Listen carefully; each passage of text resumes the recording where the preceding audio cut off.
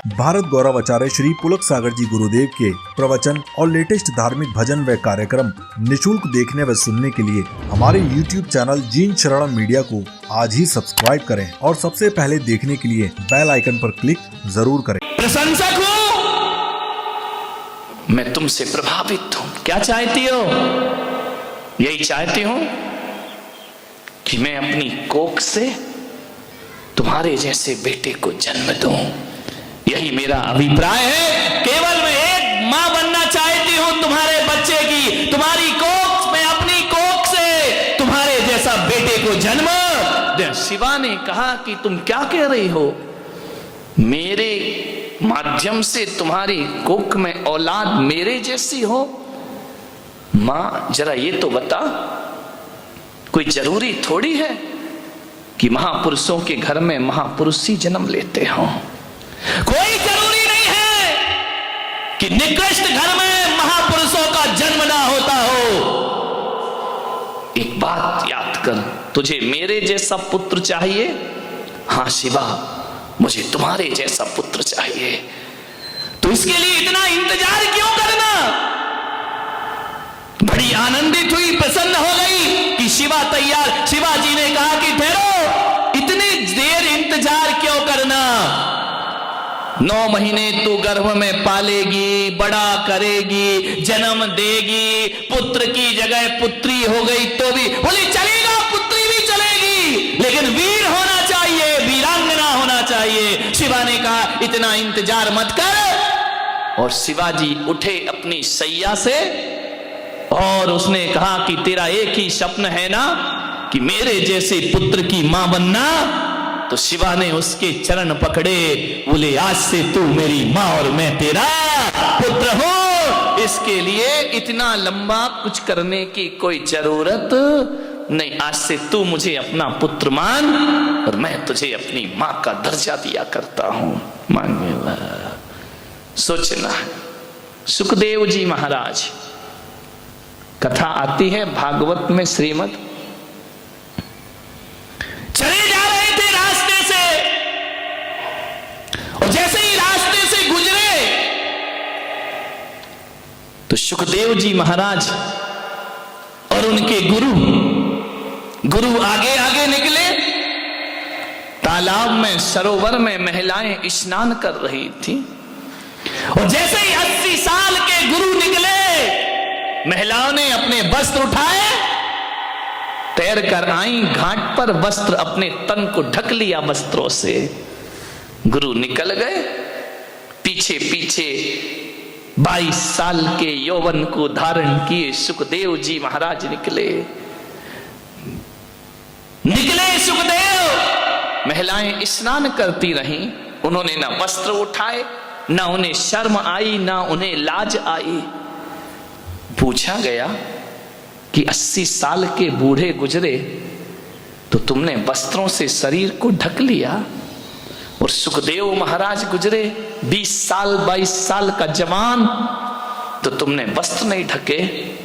मालूम है, उन महिलाओं ने कहा कि 80 साल के बूढ़े जब गुजरे तो उनकी आंखों पे पर्दा नहीं था, इसलिए हमने पर्दा कर लिया। और 22 साल का जब सुखदेव गुजरता है, उसकी आंख में पर्दे थे, हमें पर्दा करने की कोई आवश्यकता और कोई जरूरत ना पड़ी। यदि वो नैनों के पर्दे डाल लेते तो हमें पर्दे उठाने की जरूरत। एक आदमी आया, बोले महाराज आप नग्न रहते हैं, आप दिगंबर हैं, आप कपड़ा नहीं पहनते हैं, ये अच्छा नहीं लगता है। मैंने कहा कौन कहता हम कपड़े नहीं पहनते? मैं कपड़े नहीं पहना हूं, पहना हूं मेरे भाई। कौन कहता कपड़े नहीं पहना? तुम्हारे कपड़े तो धागों से बनते हैं, तुम्हारे कपड़े किसी मील में बना करते हैं। ध्यान रखना, हम नंगे नहीं हैं। लोग कहते हैं कि जैन मुनि नंगा होता है। जैन मुनि नंगा नहीं होता। ये भेष जो हमारा है, ये भेष नहीं है, ये नग्नता कोई भेष नहीं है। और न हम नंगे हैं। नंगे तो वो होते हैं जिनके वस्त्र के बाद भी वासना जिसके अंदर होती है, वो नंगे हुआ करते हैं। मेरे भाई ध्यान रखना। हम नंगे थोड़ी है, और ये हमारा कोई भेष थोड़ी है। ये दिगंबर भेष नहीं है मेरे भाई, दिगंबर भेष नहीं, बल्कि दिगंबर एक साधना हुआ करती है, तपस्या हुआ करती है। एक बात याद रखना, कौन कहता है हमने कपड़े नहीं पहने हैं? हमने पहने, हमें नंगा थोड़ी कहा जाता है। हम जैन नंगे साधु नहीं है, हमें दिगंबर साधु कहा जाता है, दिगंबर कह करके बुलाया जाता है। हम दिगंबर मुनि हैं, नंगे महाराज नहीं है। ध्यान रखना, प्रशांत रूपाए दिगंबराए देवादि देवाए। नो, हम दिगंबर हैं। ध्यान रखना, दिगंबर कौन होता है?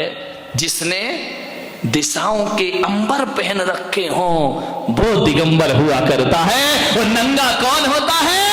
जिसके पास कोई अंबर नहीं हुआ करता है। ध्यान, हमारे पास तो अंबर है ना, किसी के पास श्वेत अंबर है तो श्वेतांबर हो गया, किसी के पास पीला अंबर है पीतांबर हो गया, किसी के पास लाल अंबर है रक्तांबर हो गया।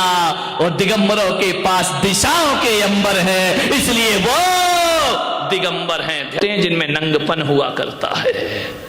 हमारी निगाहों में तो साधना की मर्यादा हुआ करती है।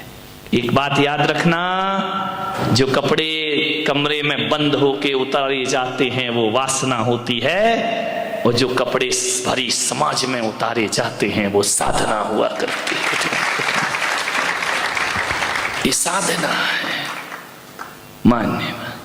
एक बात बताओ, जब एक तो तुम छोटे थे, बहुत छोटे, बहुत छोटे, ये धवल सेठ की लड़की से भी छोटे है ना, वो मेरी कट्टर शिष्य है बारामती में, ध्यान रखना। और कोई हो या नहीं हो, वो बहुत कट्टर है, चुटकी, ध्यान रखना। ये छोटे छोटे, जब आप छोटे थे, एक बात बताइए, आप नंगे नहीं घूमे? बोलो, घूमे या नहीं घूमे? घूमे हो ना छोटे में? फादर नंगे रहे छोटे में, क्यों थे? उस समय बुरा क्यों नहीं लगता था? और उस समय जो तुम्हें देखता था उसे बुरा लगता था क्या? नहीं लगता था। क्यों?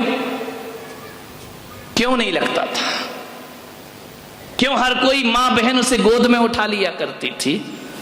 क्योंकि उसके अंदर विकार नहीं थे। ध्यान रखना, क्या नहीं था उस बच्चे में? वासना नहीं थी, विकार नहीं थे। ठुमक चलत रामचंद्र बाजत पैजनिया। रामचंद्र हो, कृष्ण हो, महावीर हो, बचपन में छोटे से ठुमक ठुमक चला करते थे, लेकिन वस्त्र नहीं होते थे। जो लेता था गोद में उठा लेता था। नव यौवना गोद में उठा लेती थी, बालिकाएं गोद में उठा लेती थी, बड़े गोद में उठा, कोई शर्म नहीं थी, कोई हया नहीं थी। उस समय शर्म क्यों नहीं आ रही थी? बोलो, क्योंकि हमारे अंदर विकार नहीं थे। अब शर्म क्यों आती है? बोलो, हमारे अंदर क्या है? वासना है, विकार है। ध्यान रखना, बचपन में नंगे घूमे तो विकार नहीं थे, तो शर्म नहीं लगती थी। और मैं तो कहता हूं कि यदि वो बचपना यदि बड़े में होकर के आ जाए और विकार निकल जाए, तो आप वस्त्र इसलिए पहने हैं कि आपके अंदर विकार हैं, और संत इसलिए वस्त्र नहीं पहनता, वो बालक की भांति निर्विकार हुआ करता है, उसके अंदर कोई वासना नहीं। एक पत्रकार ने पूछा कि बताइए महाराज, आप नग्न रहते हैं, लोगों के अंदर विकार पैदा होते होंगे। मैंने कहा एक बात बताओ, पत्रकार मेरे पास आधे घंटे बैठा, मैंने कहा बता, एक बात बताओ, तुम आधे घंटे से मेरे पास बैठे हो, क्या पैदा हो रहा भीतर? तुम्हें क्या लग रहा है? ऐसा लग रहा है कि मैं किसी कामी भोगी के पास बैठा हूं या किसी संत के पास बैठा हूं? बोले महाराज, घंटे भर से तो यही लग रहा मैं संत के पास, किसी एनर्जी के पास बैठा हुआ हूं। मैंने कहा ध्यान रखना, यदि यही बिना वस्त्र का यदि संसारी होगा तो आप उसे गलत कहेंगे, पागल कहेंगे, वासना जगेगी। लेकिन मेरे पास बैठकर आपके अंदर क्या विचार आते? बोले हमारे अंदर तो कुछ फील ही नहीं हो रहा है। फादर, दो नंगों के बीच में बैठे हो, कैसा लग रहा है? विचार करिए, निर्विकार है ना, इसलिए वहां वासना नहीं होती है। इसी को मेरे भाई उत्तम ब्रह्मचर्य कह करके पुकारा जाता है। ध्यान रखिए, साधना, ये चित्र लगा है पीछे गोमटेश भगवान का, देखकर कैसा लगता है? तबीयत खिल जाती है, आनंद से भर जाती है। कोई उनके शरीर पर ध्यान नहीं देता। अरे जब जब गोमटेश्वर बाहुबली को देखोगे तो उनका शौर्य और स्वाभिमान के दर्शन हुआ करते हैं, उनकी तपस्या के दर्शन हुआ करते हैं, उनकी साधना के दर्शन हुआ करते हैं। मेरे भाई, आपसे एक ही निवेदन है बड़ी विनम्रता के साथ कि वासना शरीर में नहीं होती, वासना तो विचारों में हुआ करती है। ध्यान रखिए, विचार सही हो। एक समय हो रहा है, अपनी बात समेटता हूं, 10:30 बजने जा रहे हैं। इतना ही आपसे निवेदन करूंगा कि मन की साधना है, मन की वासना है। आज ब्रह्मचर्य का दिन है, ध्यान रखना। सती स्त्री दूसरों को सती समझती है, लेकिन वेश्या की नजरों में सती भी वेश्या हुआ करती है। यदि भीतर हमारे अंदर त्याग, तपस्या और साधना मौजूद है, हमारे भीतर यदि विकारों से मुक्ति है, तो सारा जगत आपको निर्विकार नजर आएगा। ध्यान रखना, कांटे बाहर नहीं होते, फूल बाहर नहीं होते, हमारी दृष्टि जिन पर होती है जीवन वैसा ही हुआ करता है। अरे संसार में फूल भी हैं और संसार में कांटे भी हैं। कांटों को देखोगे तो कांटे ही कांटे नजर आएंगे, फूल ओझल हो जाएंगे, और फूलों को देखोगे तो कांटे ओझल हो जाएंगे। इस संसार में रहना है हमें। समस्या आकांक्षाओं की, कामनाओं की नहीं है, मन को बदलने की समस्या है। मन बदल लीजिए, जीवन आनंद में परिवर्तित हो जाएगा। मान्यवर, वासनाएं तो भटकाती हैं, आकांक्षाएं तो भटकाती हैं, कामनाएं तो भटकाती हैं। यदि जीवन में साधना यदि हो, मान्यवर, वासनाओं में सुख, कोई कहे कि हमने भोगों का त्याग कर दिया, इंद्रिय सुख छोड़ दिए, तो ध्यान रखना वो आदमी कभी नहीं छोड़ सकता। इंद्रिय सुख होते ही नहीं है। कौन कहता है इंद्रियों में सुख होते हैं? जो इंद्रियों में सुख मानते हैं वो विषयों को नहीं छोड़ पाते हैं। अरे सुख इंद्रियों में नहीं, सुख तो भीतर हुआ करता है। एक कुत्ता हड्डी चबाता है, चबाते जाता है, हड्डी चबाते चबाते उसके मसूड़ों से खून आना प्रारंभ हो जाता है। हड्डी चुभती है, खून आता है, कुत्ता उस खून को बड़े प्यार से पीता है। वो सोचता है कि हड्डी में से खून मिल रहा है, लेकिन बाद में जब हड्डी छोड़ता है तब लगता है कि खून हड्डी में नहीं, खून से तो मैंने अपने ही जबड़े को रक्त रंजित कर दिया है। ध्यान रखना, खून हड्डी में नहीं, जबड़े जो कट रहे हैं उसमें खून प्राप्त होता है। तो विषय भोग तो ऐसे ही होते हैं मेरे भाई। चबाते समय तो अच्छे लगते हैं, लेकिन जब चबाना बंद होता है तो यही विषय भोग हमारे पतन में कारण, हमारे ही मसूड़े चुलेंगे, किसी का कुछ नहीं होने वाला है। मृग मरीचिका से भोग